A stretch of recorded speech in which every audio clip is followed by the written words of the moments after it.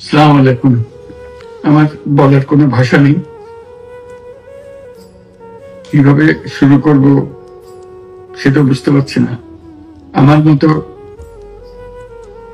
সারা দেশের লোক আজকে হতবাক। এরকম একটা কাণ্ড হতে পারে আমরা কেউ কল্পনা করিনি, কারো ধারণার মধ্যে ছিল না। কিন্তু এই অবিশ্বাস্য জিনিস আমাদেরকে হঠাৎ করে গ্রহণ করতে হয়েছে। মাইলস্টোন স্কুল এন্ড কলেজের যে দুর্ঘটনা, প্রশিক্ষণ বিমান বিধ্বস্ত হয়ে এই কচি শিশুদের উপরে ঝাঁপিয়ে পড়ল, আগুনে পুড়ে মরল। মা বাপদের আমরা কি জবাব দেব? কি বলবো তাদেরকে? আমরা নিজেদেরকে তো জবাব দিতে পারছি না। অজানা শিশুদের মুখ সবার চোখে ভেসে উঠছে। সারা জাতি হতভম্ব বা ক্রুদ্ধ। শোকাহত বললে খুব কম বলা হবে। এই দুর্ঘটনার রেশ এখনো কাটেনি।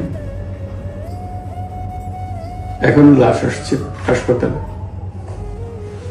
এখনো হাসপাতালে মারা যাচ্ছে। মা বাবা এখনো খোঁজ দিচ্ছে আমার সন্তান কোথায়, তাকে আর কোনোদিন চেনা যাবে কিনা। যাদের লাশ দেখছি তার মধ্যে আমার সন্তান আছে কিনা পৃথক করার তো কোনো উপায় নেই। এরা আমাদের সবারই সন্তান, হঠাৎ করে চিরদিনের জন্য চলে গেল। আমরা অবশ্যই তদন্ত করব, তদন্ত তারা ফিরে আসবে না। আমরা চিকিৎসার ব্যবস্থা করছি, সবাই ঝাঁপিয়ে পড়েছে। সকল হাসপাতাল, সকল মানুষ ছুটে আসছে। আমরা সবার কাছে অনুরোধ করছি, হাসপাতালে ভিড় করবেন না, কারণ যারা আহত তাদের জন্য এটা ভালো না। তারা তাদের শরীরে রোগ প্রতিরোধের শক্তি নেই। আমরা ভিড়ে থাকলে আমাদের শরীর থেকে কি রোগ তাদের মধ্যে ছড়িয়ে পড়বে তা বলা মুশকিল। কাজে দূরে থেকে দোয়া করেন সবাই। আমরা বাবা মা আত্মীয় স্বজন সবার কাছে আমাদের সহানুভূতি জানাচ্ছি। বাংলাদেশের যত সন্তান আছে সবাই আপনাদের সন্তান। আমরা নিজেদের মনকে সান্ত্বনা দেওয়ার চেষ্টা করুন। আমরা সবাই নিজেদের মনে সান্ত্বনা দিচ্ছি, কিন্তু আপনাদের সান্ত্বনা বিরাট ব্যাপার।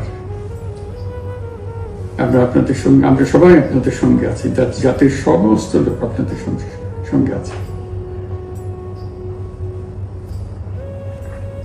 আমরা তাদের জন্য শোক দিবস ঘোষণা করেছি।